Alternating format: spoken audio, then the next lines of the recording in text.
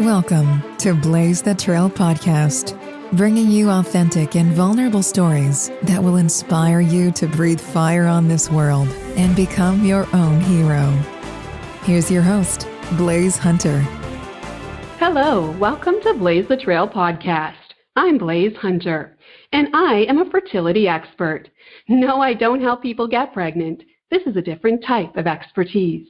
I actually inspire women to birth confidence, to birth their books and business ideas, dreams, passions, and goals, as well as discover peace amongst infertility. So after going through my own sets of traumas and tragedies, dealing with a rare disease and experiencing 3 miscarriages, I decided to take charge of my life and not let life happen to me, but rather become the hero of my own life. I am not barren. I continually birth my purpose every day. So that's why I've created this show, to demonstrate how even though we all experience setbacks and disappointments, we still have a destiny to birth. We just need to blaze the trail and be expecting. This podcast will inspire you to lean into your hardships and allow them to be the vehicle that transports you into becoming the hero of your life so you can breathe fire on this world. This week's episode is called Appetite for Life, and some points we'll cover are the connection between being hungry for food and having an appetite for life, how destiny, timing, and decisions are key to building a successful career, and the importance of having a strategy in your business. And I have my guest here, Chef Lisette, to speak on this topic. Chef Lisette is the owner of Chef Lisette Entertainment, a lifestyle brand advocating living more healthy using food as the foundation, one dish at a time. Over the past 25 years of feeding the public, Chef Lisette has cooked for over 5 million people, including 5 U.S. presidents. As a speaker, she works with organizations, private clients, and schools across the country, giving engaging talks and cooking presentations focused on wellness and nutrition. Throughout her career, it's been Chef Lisette's joy to work with community-based organizations such as the American Heart Association and wonderful people like Lady Gaga, Tom Hanks, and James Cameron. Welcome, Chef Lisette, to the show. Thank you so much for having me. What a complete pleasure being here. Oh, this is so amazing. I've seen some of your YouTube videos, and just your passion, your energy, and all your wisdom just exudes out of you, and I'm just excited to have this conversation with you. So thank you so much. Of course. So, got a little bit of your fantastic bio. Can you just give us a glimpse into what sparked this passion for food and how you became a chef? Yeah, it's been 30 years now, and it really started very basic and very simple, which is Sunday dinners with my family.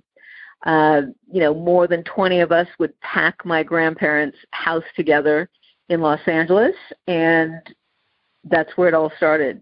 And it's so interesting because I never even considered it as a career or even a passion. But life has a way of circling you back to the exact thing that you need. And so, I was, 18 or 19 when I started really just getting into it kind of on a more serious level. I was watching a lot of PBS, the public television, and just, that's where I discovered Julia Child, the legendary Julia Child, and Jeff Smith, Ming Tsai, Emeril Lagasse, Wolfgang Puck, Jacques Bevan, so many other, Martha Stewart, of course, just iconic figures in the food world. And so just watching all of those shows, and again, not even thinking that would be a career, but just wanting to cook with them and try the recipes that they were doing on their shows. And before you know it, I just completely fell in love and immersed myself with baking originally. Like, that was how I got into the food world, just making cakes at my mom's house and, playing around with different ingredients. I will say, aside from Sunday dinners and Julia Child, my mother, hands down, is my complete muse. She's still, thank God, the best cook that I know on the planet. I don't know anyone else who is anchored with more love and zest for cooking for other human beings than my mother. And so I'm just kind of trying to keep up with her example. And yeah, so that's little by little, I really started to think about it on a more serious level. I first did actually think I was going to be a buyer for the fashion industry. Oh, wow. So I went to FIDM, the Fashion Institute of Design and Merchandise in Los Angeles, and I absolutely treasure fashion to this day. But at that time in my life, I was still very young, just getting out of high school. I didn't like that my passion, meaning fashion, there was a business aspect to it. And so at that age, that young of an age, I didn't care for that part of it. Right. And so, but congruently, I was also baking more and getting more serious and actually getting better the more I practiced my cooking. And eventually went to UCLA, had a culinary program, and then away you go. That's awesome. It's so great to have, mentors in the public as well as like personal mentors like your mom to kind of pique that interest and mentor that for you, right? And encourage that. And also, I always talk about the correlation of having an appetite for food and being hungry for life, because I'm a foodie, I'm Ukrainian, I'm all about the food. My tombstone is going to read, it's all about the food. Like, that is my life's motto. For sure. But you know what? And I've always had this zest for life, and it made me take a step back and really realize the whole world seems to be on a diet. And if you're on a diet physically with food, then often we are dieting in our life and taking in experiences and passion. And so does that resonate with you? Like, how do you keep hungry for your purpose? Talk about mentors in line with the people I mentioned, my mother and Julia Child. Right after that was Dr. Maya Angelou. Mm-hmm. One of the most prolific just queens. I don't consider her just a writer, but just queens that the United States has ever produced. And so I really caught her at a very young age. And so her statement of words or things was very important to me. So what you said right now is a very important word, meaning diet.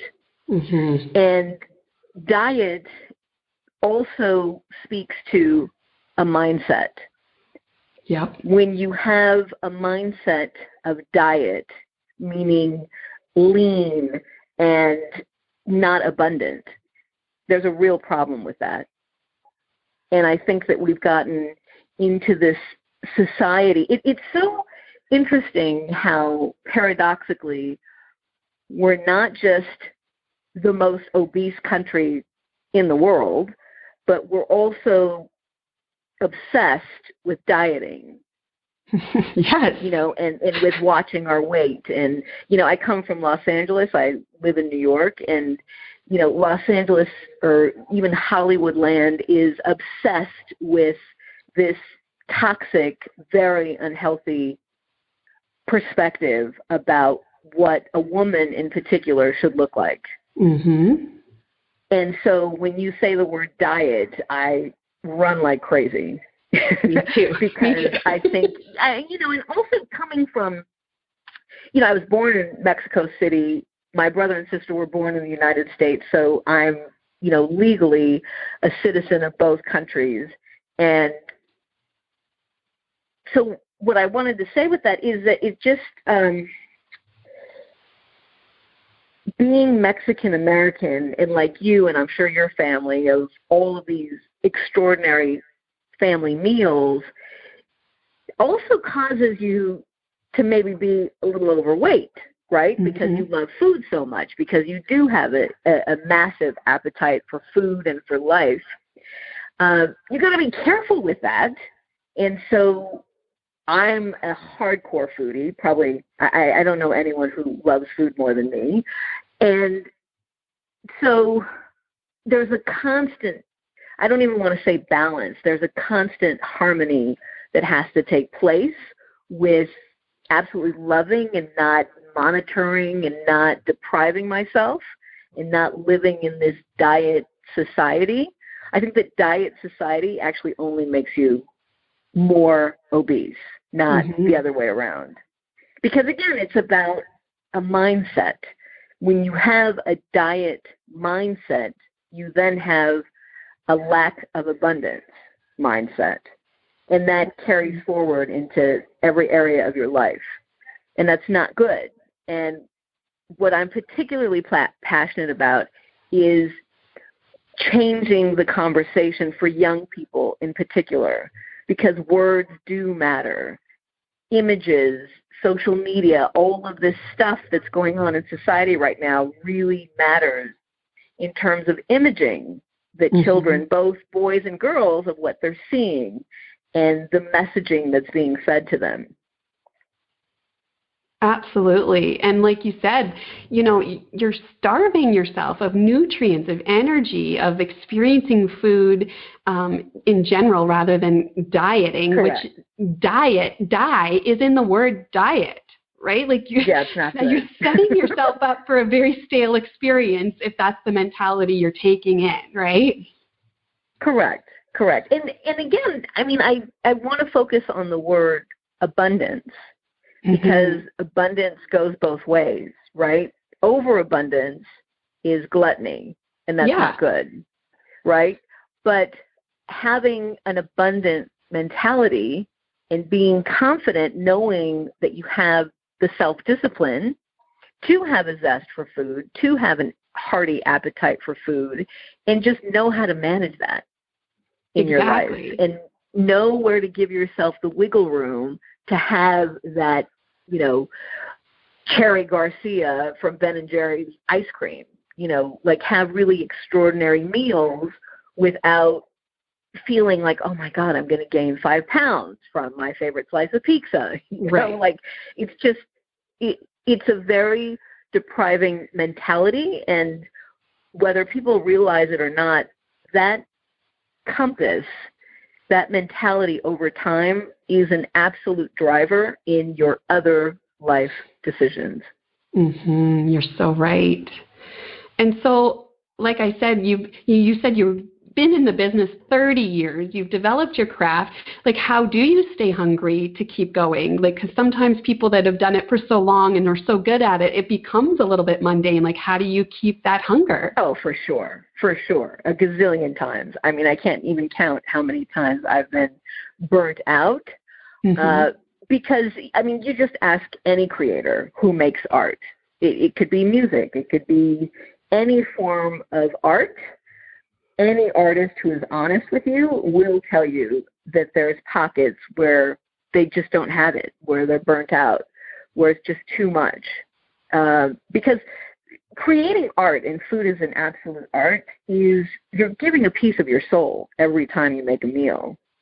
And so what reinvigorates me every time is seeing other chefs, going to restaurants, learning, seeing how other people are doing it.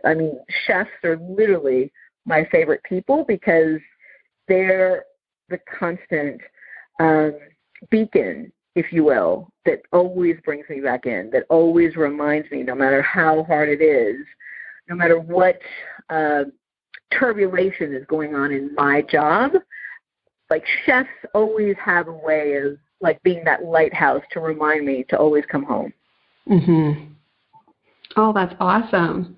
And I think, it's just so important to, like you said, to kind of adjust accordingly when you're feeling burnt out. Like I originally wrote my book and created Blaise the Trail business all because I'm trying to heal my body of a disease, and I'm trying to heal from heartbreak of losing 3 babies and just healing. So then I'm a type A, I'm all in, I'm passionate, and I go balls to the wall with my business. And then I've got to remind myself, this is too much. I'm being burnt out.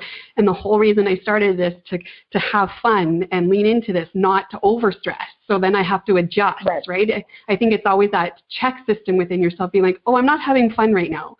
Then that's not the point, right? Like, I need to make sure I'm allowing for room to still have that hunger rather than burn myself out, right? Right.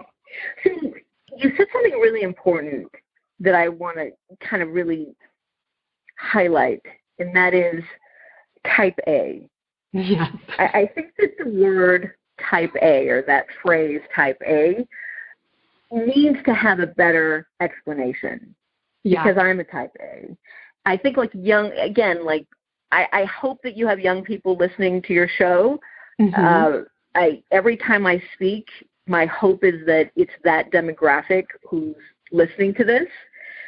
And so I like to use the word extremist for type A's. And I don't know maybe if you've ever thought about yourself as an extremist, but you are. I already know you are. Oh, absolutely. I'm a passionate. So extremists, to further explain, they go either all in or not. Yeah. So you're either off or on. You're either hot or cold. And so food specifically, as you're talking about having an appetite for food, I know how to be an emotional eater and go all in. And I also know how to eat perfectly all the right fruits and vegetables, all the discipline that is needed to lose weight. I know how to do both very well. And I obviously get the results both ways. And so, it's super interesting that extremists are constantly battling with their extremism. And so I highly recommend for other people, because, I'm 49, almost 50, and what I have learned about extremism is not to judge it. It's fine. You just have to constantly be rooted in your awareness of what part of the spectrum you're in of your extremism. And again, not place judgment on any of your extremism. Just know how to bring yourself back to a place where there's harmony. I don't like the word balance, because, again, even the word balance is not explained enough. I think if you think of the word harmony, that means things are synchronistically flowing and aligned. I am a hardcore extremist. I know how to have my space and environment impeccably clean, and I also know how to go without washing the dishes for a week and not have a problem with it. Yeah. You know what I mean? It's that extreme. And what has helped me the most, because one could say that extremism is bad or not healthy for you. I think if you stop judging that you're an extremist, then you don't beat yourself up. You're able to be kind to yourself, and you figure out the right way to navigate both spectrums of your extremism. Absolutely. And speaking of extremism, yes, I totally am. I used to be a Zumba instructor because I loved it. I would like the intensity and the intense workout and just amazement. But because of my health, I had to kind of dial it back. I took Pilates, and the Pilates instructor was like, "Oh, Blaise, you're such a passionate. You go from point A to point Z, and it's about the journey." And I think that's probably a lot of our Achilles heel with extremists, is that it's about the goal. And sometimes we do need that check of sometimes it is about the journey, right? Not just the end goal, right? Right. I'm still struggling with that paradox of the journey, right? That it's about process. It's about journey. I'm still struggling with that. I'm not going to be this person ever in any interview that always says the right things. I can tell you that my absolute vulnerability is wrestling with patience. Oh, me too. It just is. Yeah. I've had really important people leave my life suddenly and abruptly and too short. And even I can tell you that the game changer for me, absolute game changer, was September 11th. When September 11th happened, I was immediately rooted with a new sense of time and how exacting life can be, and how fragile life can be, and how tomorrow is literally promised to absolutely no one. Yeah. And all we literally have is this moment. You and me talking is the only moment that we have. And so, but I wrestle with that because extremists, we have ambition, we have appetite for life and for achieving and for contributing and for getting stuff done. And so it's a constant wrestling of anchoring myself with calm and peace so that patience, or lack of patience, I should say, doesn't get the better of me, which it has in many, many circumstances in life. Oh, absolutely. You talk about September 11th. And yeah, like my pinnacle moment, it took many years to reflect on this moment, but 15 years ago, my dad faked his own death. And he came back, and we never spoke about it again. And then 2 years later, I developed a very rare disease, autoimmune disease. And so suffering through that 10 years, I started to go to a therapist, and it just started to really signal that I needed to reflect off that moment in my life of what happened and just, I don't want to be this person. I don't want to be, this isn't the end of my story as some sick girl. So I had to shift all of that and deal with it. And being sick has forced me physically to be in a rest mode versus always hyper achieving, overachieving, going. I've had my body's physically been like, no. And it's been an incredible opportunity for me to learn that about being patient. And it's been a gift, even though it's been the worst thing I've ever had to deal with. It's been the gift that I've probably needed my whole life, was to sit there and digest rather than always go, right? Right. I can tell you something that I think will help even one person, and I hope that it helps more, but I think if that one person who's like really intently listening to our conversation, because this has been the game changer for me, and that is that there is no defining moment. So to add another layer to what patience looks like is there is no hallmark moment in your life, and that's both good and bad, right? Right. Whether you're on top of the world or you're literally at ground zero, there is no defining moment. The defining moment, if you're aware as a human being, is when something good or bad happens to someone else. When you are a witness to someone else suffering or someone else shining, that is your defining moment, not your own personal defining moment. That makes sense. Do you know what I mean? Yeah. So I can tell you that I will live, hopefully, a very long life, and the defining moment for me will always be September 11th. Yeah. That's and crazy. Even before that, I can tell you, my grandmother passing away in her home, and I was with her, literally next to her bedside, holding her hand, staring into her eyes as she literally gasped her last breath. And I could literally feel the presence of God in the room at that moment. That is my defining moment. That's beautiful. Like, not anything that ever happens to me, both good or bad, I have learned is my defining moment. Right. Wow. And so, like with COVID right now, it's a perfect opportunity, rather than people seeing the negative, it's a perfect opportunity to really pay attention to the suffering and injustice that is going on in the world, and use those experiences that other people are having of unemployment, of death, of real injustice, have those moments be your defining moment. Well, and it's such a great opportunity to take the focus off you and have empathy. And I want to promote that of, like, we need more empathy. Correct. right? Like we Correct. need more of understanding each other's people experiences. People don't realize it's not even about when you are able to empathize with someone else. It's not a liberating moment that you're giving to someone else. It's not a beautiful exchange that you're giving to someone else. It's the exchange that you're giving to your heart. Yes.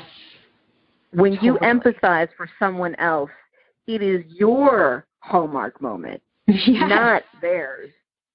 Exactly. Oh, I love this. Oh, I love how every podcast episode I do takes twists and turns, and I am always like surprised of where it goes, and it's awesome. Yeah. So thank you so much. The same thing like forgiveness, right? Yes. My mother absolutely is a living, breathing angel on this earth, and she has taught me through very hard life examples that we've both experienced that it is not forgiving someone else that sets them free. It is forgiving someone else that sets you free. Forgiveness is about not being a good person to that other person. Forgiveness is about being good to yourself. Mm-hmm. Well, and that's the thing was like with my dad, he came back into our life. He's still in our life. And I, for so long, held deep resentment and never even dealt with it. And I have an autoimmune disease that's your body attacking itself. So part of this whole healing journey is learning to forgive, not for my dad, but to stop drinking the poison for myself, right? Like to heal myself, to let it go, to ensure that I'm healing and being healthy is like you have to let it all go. Like it's not for all those other people. So it's for me. Did you have this autoimmune disease before your father did that? No, 2 years later. Both me and my brother developed a rare autoimmune disease 2 years after he did that. It was so I can tell you why, and I'm experiencing my own body pain. I mean, mind you, I also have body pain because I've been a chef for 30 years, on my feet 30 years. So the body is not meant to be upright for so many hours. Right. You know what I mean? So I have a lot of residual pain from just being a chef. Yeah. But again, speaking to forgiveness or just traumas that happen in our life, that velocity is energetic frequency that lives inside your head, your heart, and your body. Yeah. And when you're experiencing really hard, traumatic moments like that, I mean, I can't even imagine what you went through. I went through 10 years of domestic violence, both verbal and physical. So, like, when you're talking about high-level trauma, and there's trauma at every level, but I'm talking about, like, high-level trauma, that energy literally starts affecting your physical body and your mind. Absolutely. And if you're not careful and if you're not mindful of what's happening, and again, I mean, I'm just now learning these things at 49. Yeah. Hopefully someone smart is listening to this and they could save themselves a hell of a lot of time and legwork and really trust me on this. You know what I mean? Like, I would never steer anyone wrong from this. I've lived it. I'm a living, breathing example that trauma affects your mind and your body.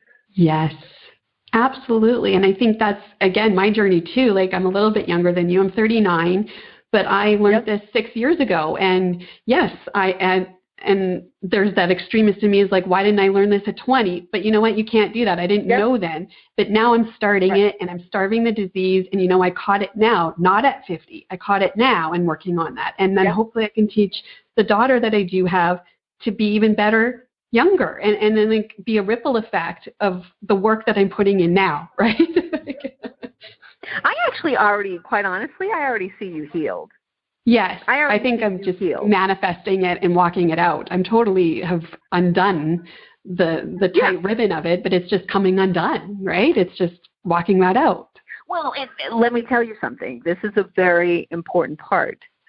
I'm telling you this because I went through this same exact thing. When your body only knows trauma, when your body only knows hard times, it's a repetitive pattern. You don't know anything else. You don't have another reference point.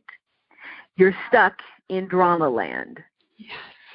And unless you make a really concerted effort to not want to continue to live in drama land and then congruently do the work to get yourself out of drama land, you will convince yourself that life is still hard, even when it's not. Because, again, everything's a habit. And so when you've been stuck in a habit of drama land for so long, you will make up stuff that doesn't even exist. It's the stories we tell because they are the stories that you have built up in your mind and your heart for so long because of those traumas. And it's easy to do because it is your pattern, right? And it's so hard to be in that moment and be like, this is not how I want to keep doing it. So I'm going to step back away from the drama and the chaos and have inner peace. But that's a lot of work. And a lot of times I don't get it right because I've gotten back to that pattern. But then I'm aware, okay, I clearly missed the mark there. I'm going to do better tomorrow and try again because I know better, right? Like, it's a process. Well, and listen, I mean, anytime I think about what is a wonderful experience, I just explained drama land, right? Yeah. Which is not a good place to be. No. I want to live in Disneyland. Yes. All day long.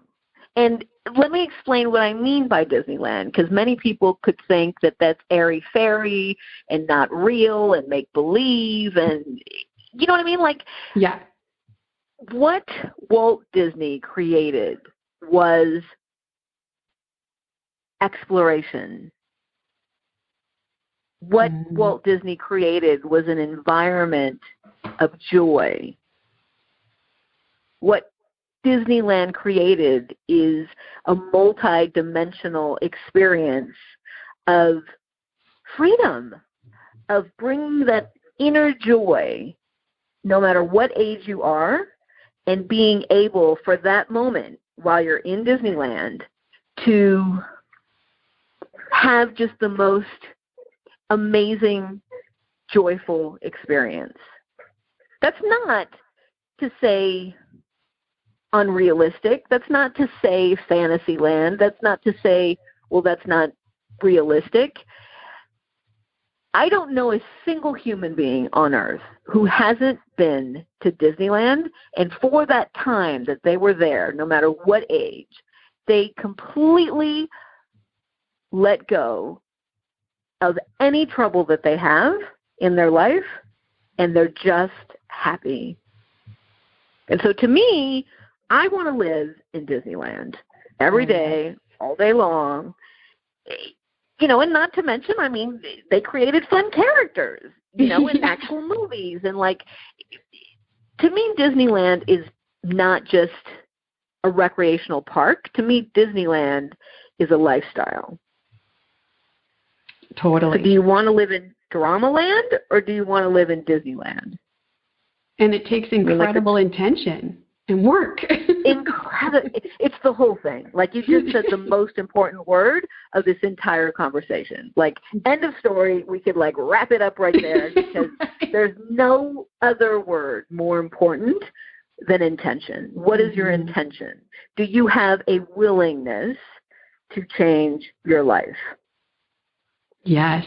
I mean, I can say that despite I don't know how many self-help books or conferences or videos or readings or quotes. I can't even count how many of those things I've had in my life, even when I was going through domestic violence in my 20s. So you're not talking about decades of that kind of stuff. Mm-hmm. There were 3 words written simultaneously on my bathroom mirror for 4 years while I lived in Los Angeles, and it was I am willing. Mm. And I had it in lipstick, and it never came off, and I never changed it, and the steam and the shower of 4 years just was able to maintain it, I guess, on that mirror, and I woke up every single day to the belief of what Dr. Maya Angelou said, that words are things. And so I put the most important sentence in my life of I am willing, and every single day I read that. Love it. And so intention is saying to yourself, I am willing. Mm-hmm. And when you are willing, and when you have the right intentions, and you actually put in the work, it's just a matter of time before your life changes for good. Exactly. And it's been I wouldn't change it for the world. I felt like I was going through the motions and not leading an intention life until I started making this one step. And it didn't go amazing overnight. It has been 6 years of hard work, but it's been totally worth it. My life has been a 180 for the better, and just opened my eyes and experienced life, because I was holding so much unforgiveness, resentment, and pain and trauma in my heart that I wasn't able to then experience love, right? Because I was holding it. Let me ask you this. And this is so personal, you don't have to answer it. Do you have a good relationship with your father? It's healing now. Even in the last year, we're healing. And you know what was the difference? It was, I took a different approach. I was always having a hard, extremist, no. If he's not going to change, then no. Just a big wall. And then just about a year and a half ago, I just decided to change the approach to mercy. And I just decided to give my dad mercy and change the approach to a softer one. And it was a 180 in our relationship. He ended up living with us for a year while he got some work with us. And it's been an incredible process. So we are definitely on an amazing path together. So let me ask you this. And after this, I really have to get going. Yeah. I want you to say 2 words to your dad. Literally, even after this interview, don't even do one thing. Don't even go grab a glass of water. Call him and say 2 words. Thank you. That's it. Oh. Not I love you. Thank you. That's awesome. Thank you is very powerful. Thank you changes your life. It does. Because it's not even I love you is I love you. I love you is very easy. When someone has deeply hurt you, and the guy who spent 10 years abusing me, I literally don't even know if he's alive. I don't. I lost touch with him. I moved to a different state, so I know nothing about his life. I can tell you I hope and pray that he's well. I hope and pray that he's happy. And if he is alive, I hope and pray that I could say thank you. Yeah. I've said thank you many times, spiritually or just at church or in many different places. I've said thank you to him many times, but being able in person or over the phone to be able to say thank you, that makes your heart sing. It changes the energy, right? It does. 100%. It completely and then everything is dropped at that moment. You don't need to, the healing is done. Because you're even saying that right now it's a process. I can tell you that the process ends today if you're willing to just say thank you. Yeah, absolutely. And realize that his pain and whatever rigmarole he had to go through to fake his death, which is unimaginable to me, and then come back. Mm-hmm. You know what I mean? Because he basically lied and deceived everyone that he loves. But just imagine the kind of pain and hopelessness he must have felt to do that. Totally. But then the bravery to come back. That's where it was so brave. He didn't have to come back. Because that is worse pain to come back and face it, right? Exactly. So I had the same experience, meaning not the same experience, but my best friend, 33 years, she's the only person that holds my childhood memories. She didn't fake her death. She had a real death. Mm-hmm. She committed suicide, didn't come back, and I would give anything to to have her, you know what I mean, come back. Your dad actually came back. Right. It was a second chance, right? Like it was just a beautiful thing that he gave not himself a second chance. No, he gave you and the whole world a second chance. Yes. So I think saying thank you ends it today. Oh, that is powerful. What a twist of a conversation that has turned out really amazing. Yeah. I mean, I never prepare for interviews. I don't do that. That's not how I do interviews. I just allow God to speak. So I love that. And so, I know we're wrapping up here, but what then keeps you grounded and inspired to keep I am willing? What keeps you there? What motivates you to do that? God. Mm-hmm. Very easy. I'm not, like, when you realize that you're not here, and this can get very heady, and people can either believe this or not.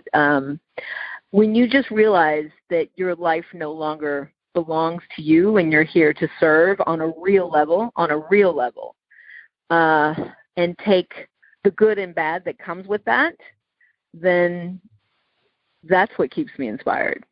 This is not my life. I'm just a vehicle.